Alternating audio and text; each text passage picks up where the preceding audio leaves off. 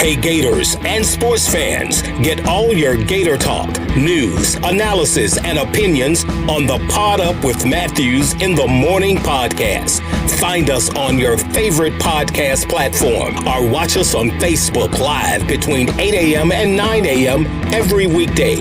Pod Up, because we are Gator fans. So say it's great to be a Florida Gator.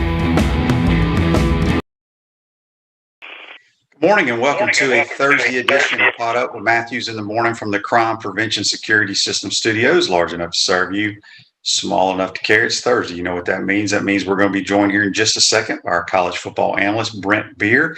But some news and notes. If you've been watching the Olympic swimming trials, Gator Kieran Smith has qualified a couple of times to go over to Tokyo. We've had a bunch of other Florida swimmers that didn't do it but had tremendous trial runs. James Bates' daughter, Talia Bates, was outstanding as well.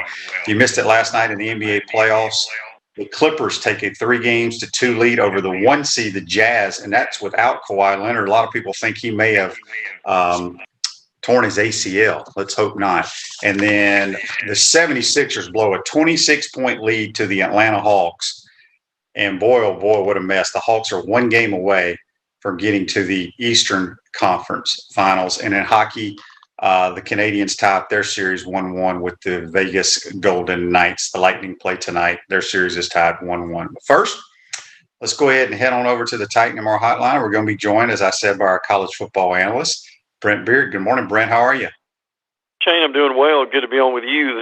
I've got my daughter lives in Atlanta, and we were joking that the Sixers basically play like the Hawks normally would in that game. So people were stunned by that. Well, wish some of the Hawks' luck would rub off on the Braves.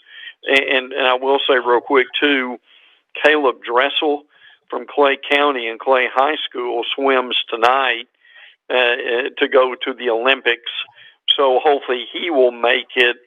Also, these swimmers are just amazing athletes in many ways. So that's fun to watch, to see how that goes. Kind of whets our appetite for the Olympics, but our appetite's always whetted for college football. And by the way, Shane, this is hard to believe, but basically in a month, we will be in Hoover, Alabama for the SEC Media Days. Yeah, it's hard to believe it's right around the corner. And speaking of the swimmers, Brent, I don't know how many swimmers you know, but I don't know how they do what they do. As much training really?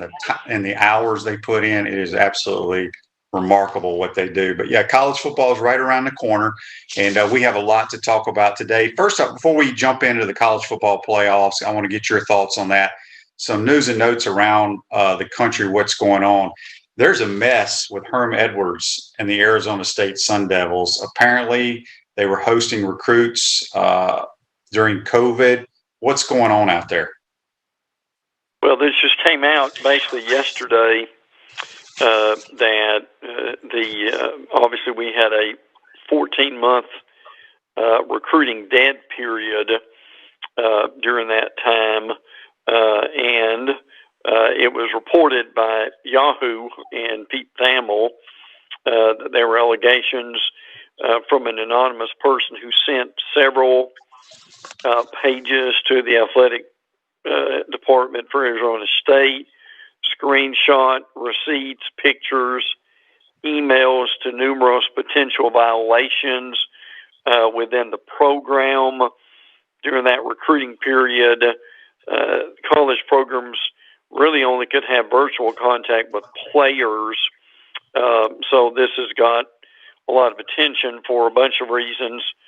Some of it is because there's not a whole lot going on right now, which is what has come out with this. So their compliance department at Arizona State is beginning to interview members of the football staff. So this is really just kind of broke. We don't know where this will go. But again, the thing we've always got to remember with all the NCAA has got to deal with right now, I mean, this is big news on June the 17th, but the reality of it is this case may not be settled easily for another year or year and a half or 2 years. Yeah, it was interesting. I had no idea, but I did see that, and it sounds like a mess for sure. A couple of news and notes also from around the country. A name that a lot of people may recognize, Christian McCaffrey's little brother, Luke McCaffrey, who was a quarterback who originally signed with Scott Frost at Nebraska, has transferred to Louisville. Heck, he wasn't there for a cup of coffee. Now he's transferring to Rice. That's one of the things that we'll see in the notes today about how quick that some of these guys are to move on. And that's a real problem, frankly. Luke played in 7 of 8 games, transferred to Rice, and he'll be eligible immediately. Will he be happy there? I don't know. But obviously this raises some eyebrows, and they were critical of Scott Frost in Nebraska. I don't think it probably almost goes without saying that Scott Frost and Nebraska need to get things going. Everybody thought that would be a natural fit, that it would really work, but so far it really hasn't. And the unfortunate thing is when you have guys transfer from your program like Nebraska does, it raises some questions, especially McCaffrey and his family, who are well known with that. So, and by the way, Christian McCaffrey, who's offensive coordinator at Stanford, was currently Rice coach Mike Bloomberg. So, as you know, relationships mean a lot with these transfers and so forth. So that was a big news story yesterday too. Yeah, another news story. Breaking news was that the Gator Bowl has now changed their name to the Brent Beaird Bowl, along the lines of Jimmy Kimmel has his own bowl game now. This just came out of nowhere, frankly, but it was announced last night on his show that there's actually going to be a bowl game. Now, this is not a joke. This is really happening. He did it during his monologue, so I think the people probably thought it was a joke. But it's going to be played on December the 18th in SoFi Stadium in Inglewood. You can talk a little bit more about that stadium, Shane. You may be a little more familiar with that, but I understand it's a very nice stadium.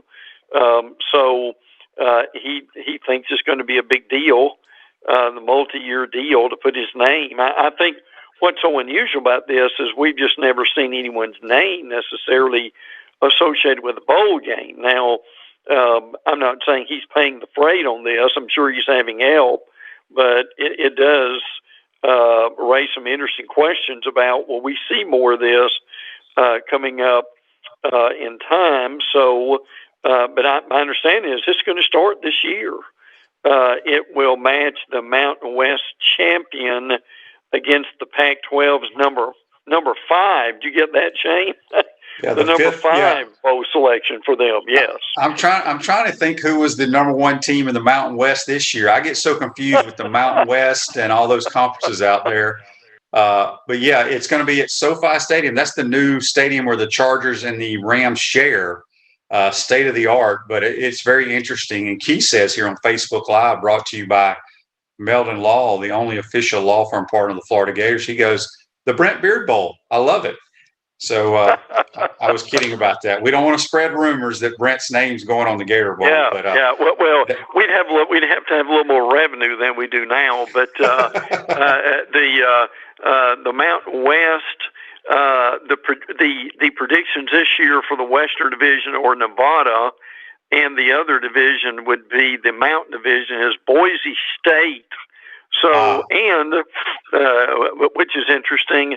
And by the way, Boise State thought of maybe going into another conference at some point. So, but anyway, that's your Jimmy Kimmel Bowl. I mean, it's on, and we'll probably all watch it because it's a bowl game. Yeah, heck, I watch all the bowl games. I don't care who's playing or when. If you got joint pain in your knees, shoulders, hip, or back that won't go away, you need to check out QC Kinetics for long-lasting relief. No surgery, drugs, or downtime. Schedule a free consultation at QC Kinetics, 352-400-4550.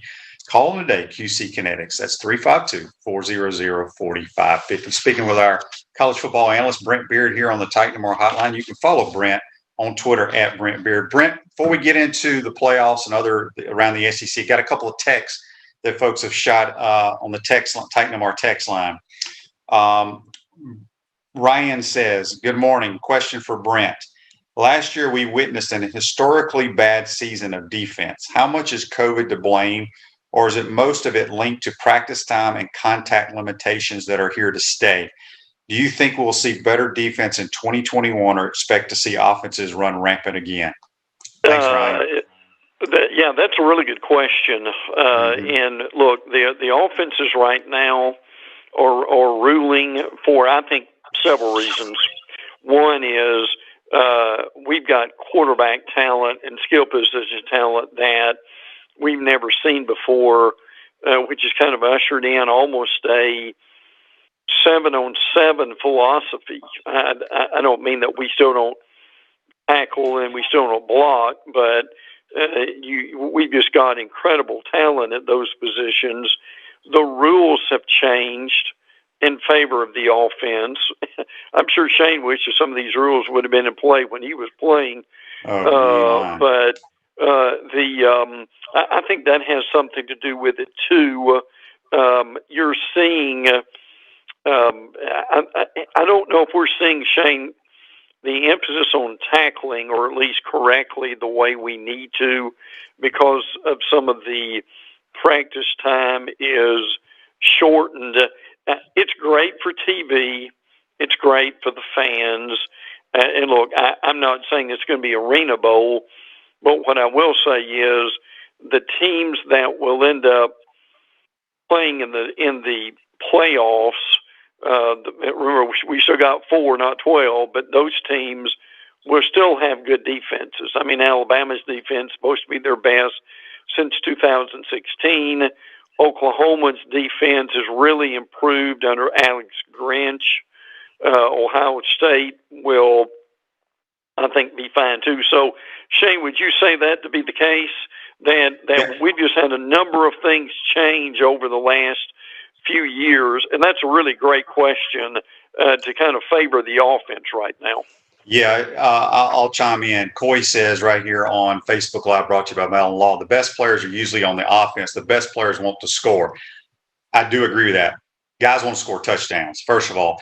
The second thing about the tackling, I agree. You practice tackling, but not to where it used to be. And plus, now offenses are getting the ball into these tremendous athletes' hands in space. And I don't care how good of an athlete or tackler you are. If that guy knows what he's doing and you have to react to him, you're going to have trouble tackling. But I think the biggest thing you mentioned, Brent, are the rule changes. The rules favor the offense. DBs cannot be aggressive like they used to. DBs are afraid you're going to get thrown out of a game of being too aggressive, going, to lay a lick on a wide out. But the biggest is the RPO because, it's a run play called. The linemen are blocking run where you have receivers running routes and linemen are still able to go downfield. The quarterback can pull it and throw a ball vertically down the field. Because back when we played and shoot 10 years ago, maybe less, linebackers and safeties are keying the head position of linemen, the levers they come off the football with. And when you've got low pads, that usually means run. And so if you're blocking run and then all of a sudden the quarterback rides the tailback, pulls it, that's why you got so much open space behind the linebackers.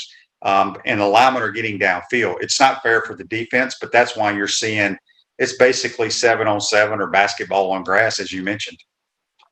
Well, and look, you and I have been around, especially me, long enough to see how all this stuff goes in cycles. I'm not saying immediately, but eventually some of this will start to even up a little bit on down the line. So, but I tell you what, that's going to be one of the fascinating things of what kind of football are we going to be seeing in 5 to 10 to 15 years, as far as compared to what we're seeing now. So, but as far as for the temporary and the immediate, the offenses will have the favor. Yep. Dan says on Facebook Live, brought to you by Metal Law, for the Jimmy Kimmel / Brent Beaird Bowl, if it was being played last year, it would be San Jose State versus either Oregon or Stanford.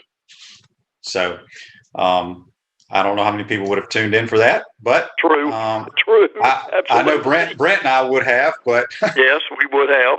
That's very true. Yes, no doubt.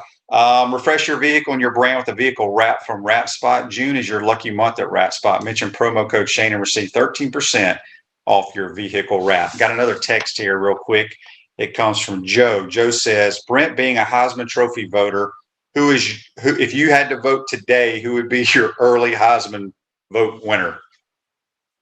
Oh man, that's a great question. It really is. I'm going to get my mind geared toward that. Again, I may need to think about that in a few minutes. But I mean, you've got plenty of guys who might. I mean, if say a JT Daniels at Georgia. Again, this is almost a quarterback award, and people may not think much about this, but I tell you who can put up some tremendous numbers would be Matt Corral at Ole Miss. And look, if Southern Cal has any kind of a year, this Slovis kid at quarterback, Shane, I'm curious what you think about him, but this Slovis kid at USC, a lot of people think he could be the next great quarterback from Southern Cal. So those are three just kind of all off the top of my head. And I hate to limit it, and I don't want to. It's a great question. We need to talk more about that on a regular basis. But with it, obviously, Devonta Smith winning it last year as a wide receiver, but people in their mind still think it is a quarterback award. So hopefully we can spread the wealth around to some different positions. Yep. I got a text here from Daryl on the Titan MR text line. He says, Shane, could you ask Brent, who is his breakout running back in the SEC this year? Also, a shout out to Caleb Driscoll. Once a Blue Devil, always a Blue Devil. I did some stories on Caleb and actually interviewed him. So I think that, frankly, I think he's tremendous in what he has done. Great kid, great attitude with that too. I talked to Georgia people, and I know he's been around for a while, but Zamir White is a guy that they talk about every year as finally having that kind of a year to where he would live up to his potential. Obviously, he's had knee surgeries, and that's held him back. So that I think that will be a possibility to look at that. Shane, I wonder if one of the Gator running backs is really. I think their running back room is loaded. And I'm just wondering if the Bowman kid from Clemson, Lorenzo Lingard, if some of those guys can kind of put it together this year and be that way too. I still think that Tank Bigsby is probably the best running back in the league. I know Alabama's got a lot of unproven guys who are really going to be good, but as usual, the league has some tremendous running backs. Yeah, my two best running backs, I don't know if they're breakout or what have you, but my two best running backs in the SEC going into the season, a 1-2 punch in College Station was Spiller and Anais Smith. I think they are phenomenal. Let's get this Facebook question here. We're going to take a break, come back and talk playoffs with Brent and go around the SEC. Coy says, do you remember the 91 San Jose State Florida game? Well, yeah, I do. I played in it. Everybody left the stadium saying that QB was pretty good for them, too. If I'm not mistaken, it was Jeff Garcia playing quarterback for the Spartans of San Jose State. I could be wrong, but I think that's who it was. And he turned out to be a pretty good pro. Yep. Let's do this, Britt. Let's take a quick timeout. pay a few bills. We'll come back. We'll talk. I want to get your thoughts on this new playoff scenario and also go around the SEC. You're watching and listening to Pod Up with Matthews in the Morning from the Crime Prevention Security System Studios. We'll be right back. We want to take this moment to thank all our sponsors who keep the show going and pay the bills. Our gridiron sponsors are Crime Prevention Security Systems, large enough to serve you, small enough to care. Titan MRI, Gainesville's only locally owned and operated MRI facility. Meldon Law, won't back down. Peachland Dental, Gator Nation's first choice for dentistry in Port Charlotte. Comfort Temp, comfort is our business, peace of mind is our promise. QC Kinetics, non-surgical regeneration, live pain-free. South State Bank, Celebration Point Town Center, Chris Doring Mortgage. Some of our touchdown sponsors are Big Mills Cheesesteaks, MB Listing, Cornerstone Financial, McDonald's of Gainesville, My IT Masters, Gainesville Neon and Signs, 84 Lumber, Tropical Smoothie Cafe, Chick-fil-A on Archer Road, Avera and Smith, Dowling Signs, Chomp Carter Apparel, Ruse Ogra Agent, State Farm Insurance, Silver Cube Billiards and Sports Bar. If you are interested in promoting your business on the show, visit podupwithshane.com and click the advertise button. Again, thank you to all the great businesses that support the show. If you like what we're doing here, make sure to follow us and support the businesses that support us. Looking for all type of restaurant people, managers, servers, bartenders, hosts, cooks, dishwashers, bussers. If you think you're good in the restaurant business, then give us a call. Spurrier's Gridiron Grill job fair is open now. All you have to do is go to spurriersdraft.com and fill out an application. We're looking for the good team members, and we're looking for people with a wonderful attitude that can make Spurrier's Gridiron Grill the best we can possibly be. To apply, go to spurriersdraft.com. Welcome back to the Crime Prevention Security System Studios, large enough to serve you, small enough to care. Center State Bank is now South State Bank, but we still put business first. We understand that small businesses need a community business partner that they can rely on. South State still has 4 convenient Alachua County locations. South State Bank, banking forward, member FDIC. We're speaking with our good friend and our college football analyst, Brent Beaird, on the Titan MRI hotline. And I got one more text, and we're gonna get into the playoff talk. This comes from Bill. Bill wants to know, Brent, did you finally get your Phil Steele magazine? Well, the one I finally got was Lindy's SEC edition. It's amusing you said that because Phil Steele, as you know, comes out later. Well, Phil said that the last page went to the printer yesterday. So it's still going to be a little bit before it actually comes out. But the good question, that it is off to the printer, and it should be out within about at least a month, if not before, for Phil Steele. Athlon and Lindy's are both on the shelves. Good stuff. All right, Brent, college football playoff, they're going to supposedly go to a 12-team playoff. What do you think about this? I like it. It took me by surprise, frankly, because I thought they would go with 8, but instead they've got with 12. Now, this thing is going to be going with steps. They've got a meeting virtually going on now in Chicago that with the commissioners. Now, some of this may be virtual, some of this may be in person. I'm not real sure what all is happening behind the scenes here because they're not going to let us know yet, but they're still trying to figure out some of the issues, and there are several of them. But look, just to be in general, I like it. It includes a lot more teams, and it includes a lot more fan bases. For instance, with 4 teams right now, you're really only looking at, what, Shane, 6 to 7 fan bases who are really excited. You go to 12, and you're talking about the reality of, what, 16 to 20 fan bases who are excited. I was on in Memphis a couple of days ago, and we had the discussion of for the first time when this happens, say a coach at Memphis can tell a recruit, you come and play at Memphis and you can actually play in the playoffs. I mean, that means something.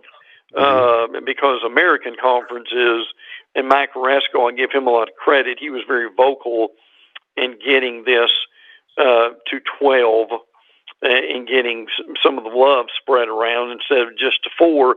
Now, look, will the same teams probably be in the Final Four when it digs down to that? Probably. But to give everyone a chance, or at least much more of a chance, than what we've got now, I think is very important. It's going to be important when they start it. We're either going to start this in 2023 or 2026. And look, Shane, if you're going to go ahead and announce this, I mean, can't you get this up and going within 2 years? Yeah, I mean, we changed the Rose Bowl to Dallas, Texas this past year. We were throwing games. You know, BYU was flying across the country last minute to play games. I don't know why it's going to take that long. I know there's some logistics to it, but they're a hell of a lot smarter than we are, Brent, and they meet on this, it seems like, for 3 years now, that they could figure. I wish they could do it this year. I know that's kind of jumping the gun, but maybe at least next year. I want to get your thoughts on, you know, because different people have different perspectives on the top 4 get a bye. The first round games are hosted on campus, but then you go to a bowl game in the second round. Do you think that's the right way to do this? I mean, let's just go ahead and say Alabama, Ohio State, Clemson, they're all going to get byes. So They're not going to be able to host an on-campus game. I don't want to say it's a disadvantage because they're getting a bye, but it seems like they should be the ones getting to play at home. I don't know if people realize that yet, but the way this thing's structured right now, basically, when you slot the teams, 5 through 12 are the ones that would be playing or at home, or basically at a home game. Obviously, you're going to be talking about 5 through 8 would be involved with that. But look, I think that's something they've really got to look at is, do you want a home game or do you want to buy? So, but look, if you're in the top 4, I get the bye. You get a week of rest. That would be invaluable in a situation like this. But that is accurate. But again, to have the games and a home site would be incredibly exciting. I mean, you think about that. Say if you've got a playoff game in the Swamp, how exciting that would be. Now, look, again, these playoff games will be in December. We're not talking about September. We're talking about December, and who knows what the weather would be. But I still think, Shane, regardless, the excitement will be off the chart if you're hosting a playoff game at home. So they are still trying to figure a lot of this out. You know, the bowls are going to be involved with this. The money is going to be astronomical. I think we knew that. ESPN was paying $470 million per year. Now, someone that has more time than you and I have added it up that in a 12-team playoff, ESPN or whoever takes this, ESPN plus someone else maybe, but ESPN has first right of refusal, would be paying up to $1.9 billion, not million, billion, with this. So then, and again, that's just a guess on what that would be. So, I mean, you certainly don't think, Shane, that ESPN would turn it down. But the thing about this is, would ESPN want to share this with someone and come out with some kind of a deal with that? We don't know. But again, just to have the opportunity to be involved with this and to have the accessibility. But the amazing thing about this to me was, and I think it's Ross Dellinger who did this article yesterday, is, and you know how hard it is to keep things quiet. They have been working on this now for 2 years, basically in secrecy, is what they did. And that's why it surprised people to the point that it did when he came out, that they would go to 12. I thought it would go to 8, but to go to 12 probably is even better.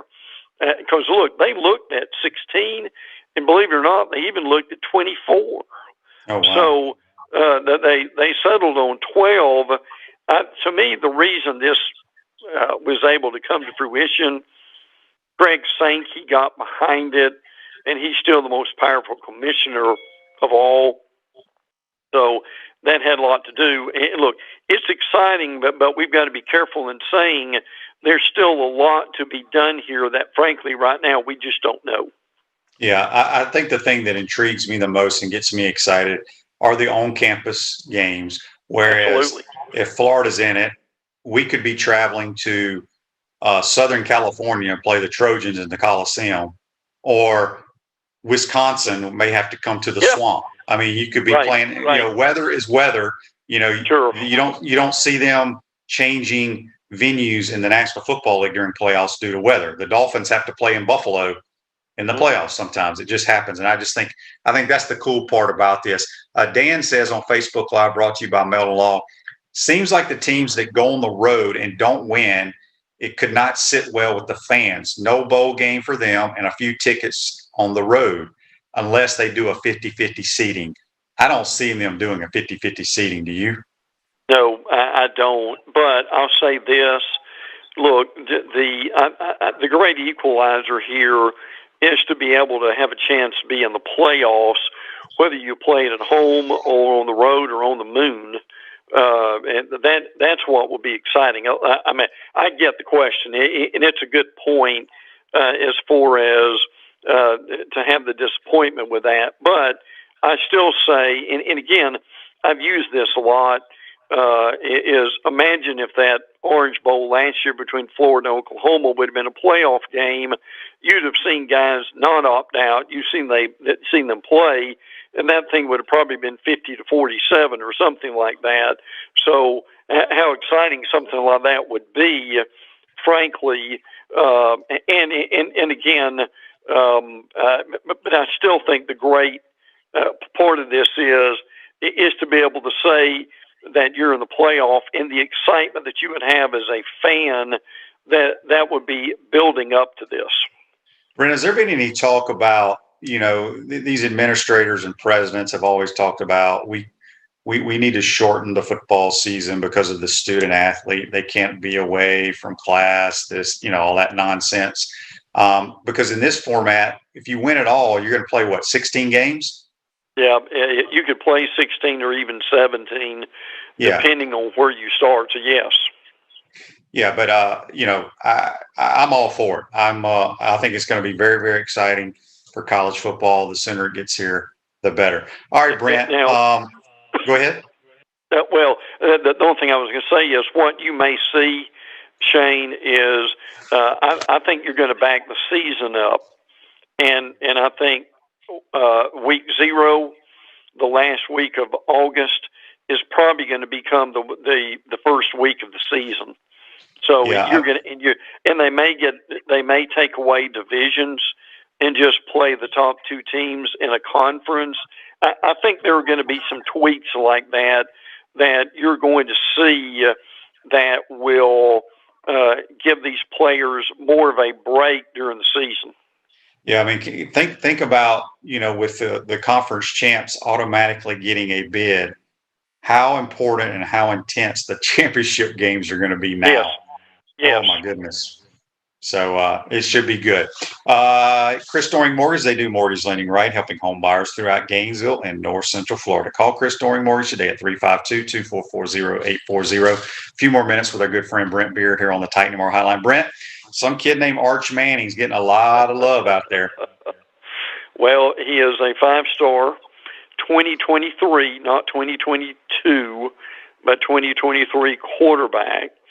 So now it's going to be fascinating to see where does he go to camp, where does he go and make visits, and so forth. Now, Clemson was the first one to bring him in for an unofficial visit after the dead period. Now, Alabama, Texas, Georgia, and SMU are all set to have unofficial visits later this month. People will say, well, wouldn't that be expensive? Well, probably, but when you're the grandson of the Mannings, I think there's money in that family to take care of that, don't you, Shane? So, yes, your two uncles probably made more money than anybody in the National Football League. Dad did pretty well too for a terrible Saints organization.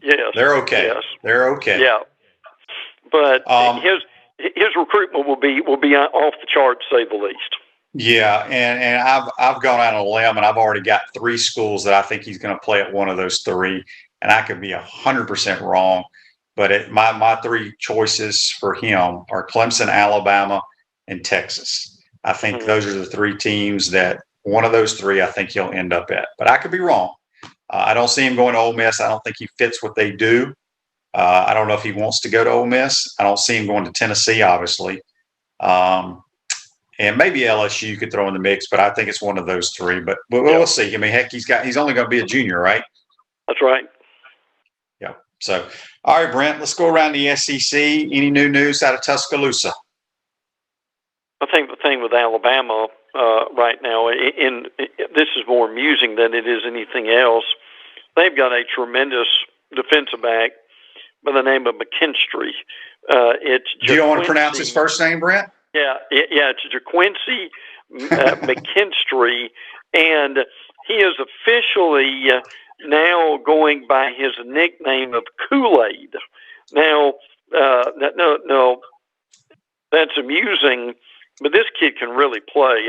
When I was at the spring game, he broke up a pass, then he had an interception.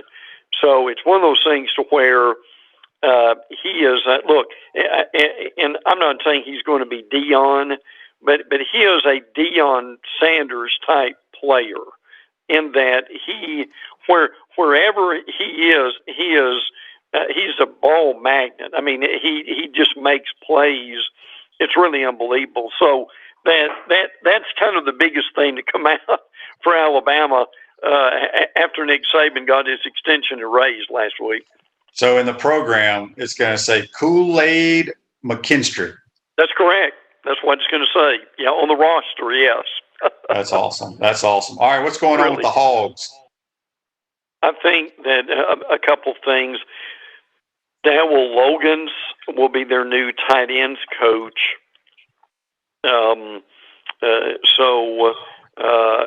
Cody Kennedy was promoted from tight ends coach to offensive line coach.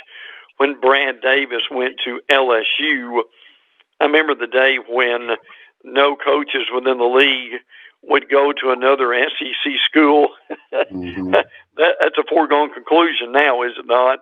So, and I thought that this was an interesting note that Arkansas returns every starter from a year ago on the offensive line. Now, KJ Jefferson, we understand, may be the quarterback, and they could be much better. Look, are they going to win the West? No. But they did win 3 games last year, which is better than the year before that. So, and I'm not predicting great things for them, but I think Sam Pittman's done a good job. And Shane, you and I both know, I don't care who all the skill position players are, if your offensive and defensive lines come back intact, that makes for a much better year, does it not? No question about it. Brent, I want to ask you this question about Auburn. You grew up in the state of Alabama. Your twin brother covers sports there. Do you think the Auburn head coaching job, I guess in the last 10, 12, 15 years, do you think that's like the worst? I don't say worst, but it's like the worst job to have in the country because you have to hear on a daily basis what Alabama is doing. It's tough. There's no question. And you hear it in recruiting. You hear it in, look, even in the all-sports trophy, Auburn struggled in several sports this year. Alabama had the best year they've had in the all-sports trophy in decades, frankly. So you're right. So Brian Harson's got that difficulty now. But see, the coach at Auburn, not only are you recruiting against Nick Saban, but you've got Kirby Smart that is in the next state, and then you've got, I mean, just pick a direction, and you've got it's going to be pretty hard with wherever they go. So yes, it would be no doubt one of the tougher jobs. So it's going to be very interesting to see how Brian Harsin is able to handle it, and will he eventually be able to elevate this program another level from what Gus Malzahn did. Yep. In Gainesville, I don't think people really realize, myself included, how hard COVID hit a lot of athletic programs, but man, it really hit the Gators as well. $54 million shortfall.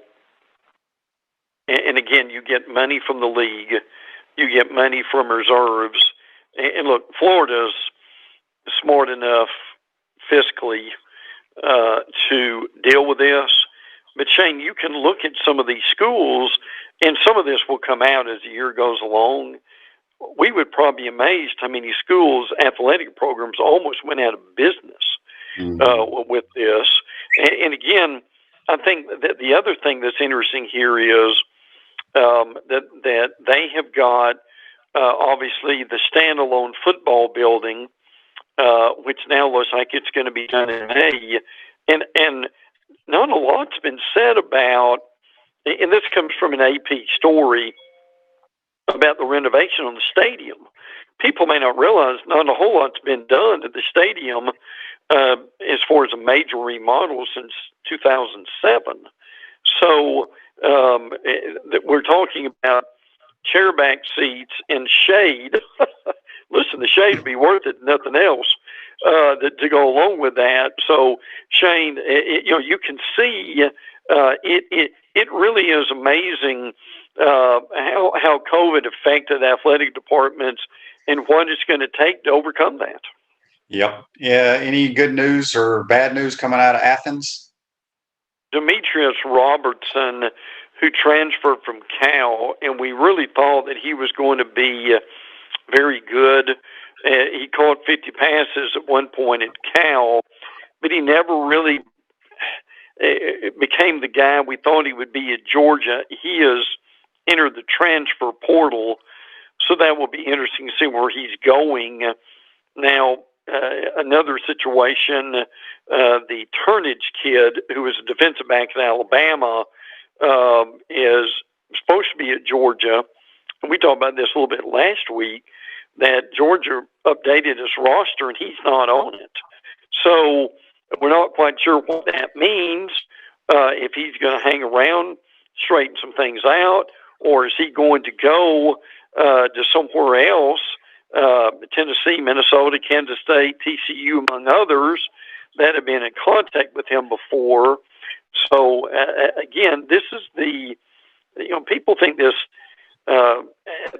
transfer portal is, it's really sexy and great to be in there, but they're finding out now, Shane, as you talked about a few weeks ago, this thing can ruin a career as much as it can help a career. There's no question. And I was going to bring up LSU. It looks like they have people in the transfer portal as well. Kevontre Bradford has ended up at Oklahoma. Now, Oklahoma this year is going to have Eric Gray from Tennessee and Kevontre Bradford from LSU. So Oklahoma, now again, Bradford is a true freshman, played a little bit, only had 9 carries, 53 yards. So we really don't know what he's going to be able to do. But that's a guy who transferred. And I'm sure basically that was roster management to free up another scholarship for someone else. Yep.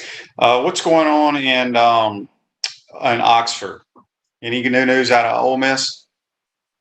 Nigel Knott, who is a redshirt senior cornerback, is in for the transfer portal. He just transferred to Ole Miss this year. He was at East Carolina at some point, and early on, he was in Alabama. Was medically disqualified in 2018, which led to a transfer. And Shane, that's part of the problem here is, and I think it's going to be a problem with some of these guys for the NFL. I know if you can play, but there are going to be some hard questions to ask for some of these guys, and I don't think they're thinking about this yet. Now, look, some of this stuff can't be helped, and I get that, and I hope they all have good careers. But, Shane, when you transfer to multiple schools, doesn't that raise questions in a lot of people's mind? Yeah, it's no different than, when I was helping with high school ball and you got these kids bouncing around playing at a different high school each year. It raises a lot of red flags for the recruiters as well. So, but like you said, Brent, everybody's looking for playing time, and sometimes the grass ain't always greener, Nope. It is what it is. The Knoxville, Tennessee, up in with the Vols. Anything happening up there? Malachi Weidman, who is a freshman wide receiver, pretty good size at 6'4", 200. He is no longer on the team, but he's yet to enter the transfer portal. He is classified as a freshman due to the basically give everybody an extra year. So that would be interesting to see where that goes.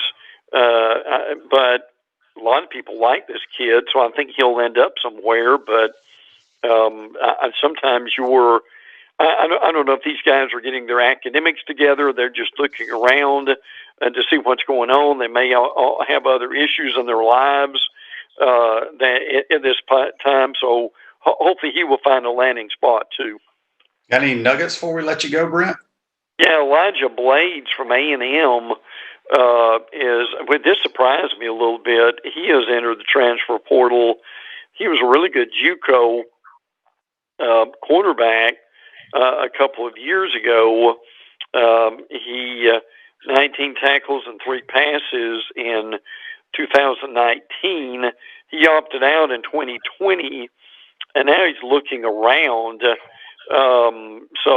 He had Oregon, Alabama, Florida, Colorado, Arkansas looking at him during that time. So I don't know if he's going to end up there or not. By the way, South Carolina, they had a big spread on this. I won't go into detail about it, but we were talking about Florida a few minutes ago. They're projected to lose over $46 million from the COVID situation.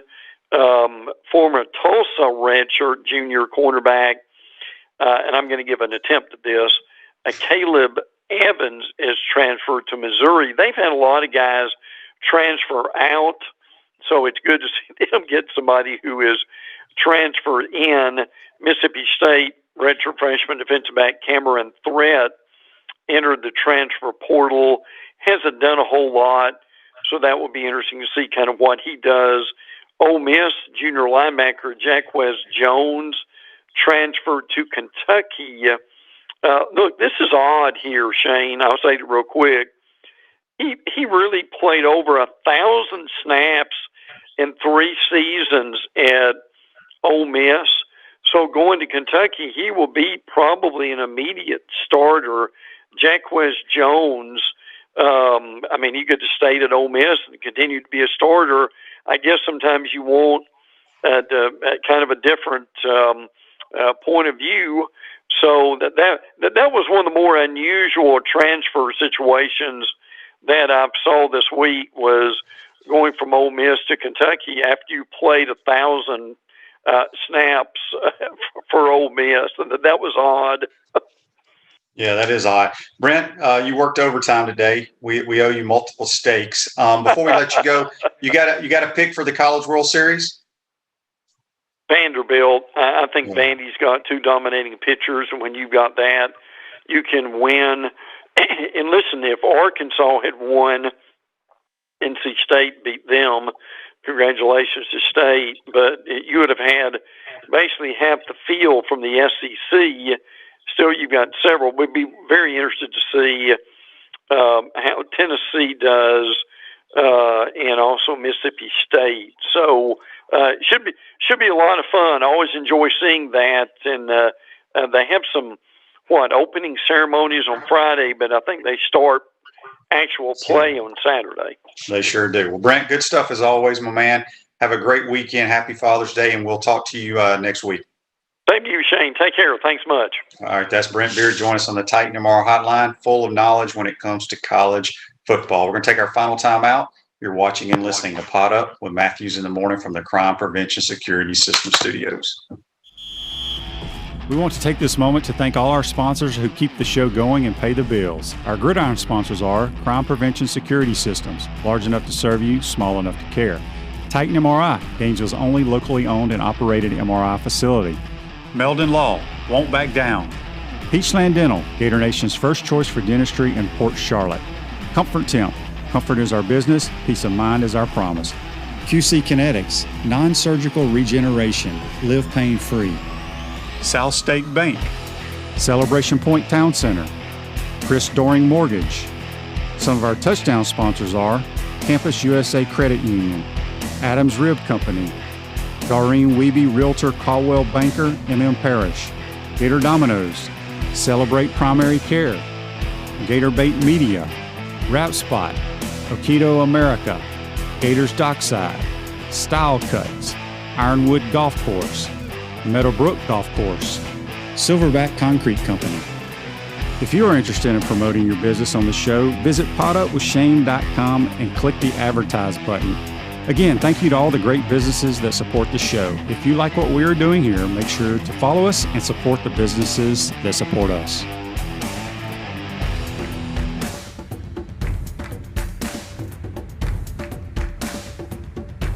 Looking for all type of restaurant people, managers, servers, bartenders, hosts, cooks, dishwashers, bussers. If you think you're good in the restaurant business, then give us a call. Spurrier's Gridiron Grill job fair is open now. All you have to do is go to spurriersdraft.com and fill out an application. We're looking for the good team members, and we're looking for people with a wonderful attitude that can make Spurrier's Gridiron Grill the best we can possibly be. To apply, go to spurriersdraft.com. Welcome back to the Crime Prevention Security System Studios, Celebration Points, where the Gators go to celebrate with premium brands like Regal Cinemas, Dave & Buster's, Nike, Le Macaron French Pastries, Kilwins, and coming summer of 2021, the HBC's new restaurant, Spurs Gridiron Grill and Visors Tailgate and Rooftop Bar. We'll see you at Celebration Point, where the Gators go to celebrate. Really want to thank our man, Brent Beaird. If you want to follow Brent on Twitter, it's at Brent Beaird.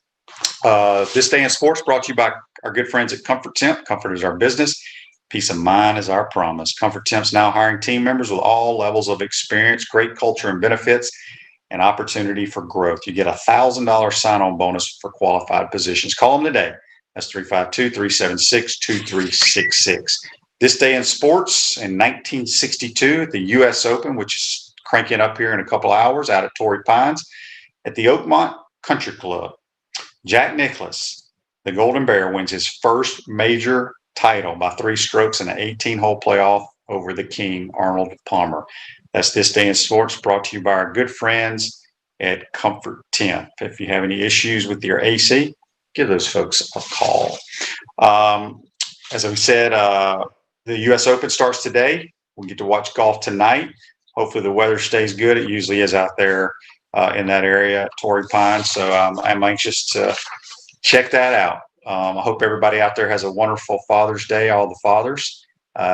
Enjoy your weekend. Also, make sure you tell all your friends and fathers to follow our program and like it on YouTube, Spotify, Apple Podcasts, Google Podcasts, any of those digital platforms, even if I didn't mention them. Check out our show and follow us. Today's show, real quick, we got to give away our hat. Our hat, good friends at Chomp Harder, goes to Chris Varney.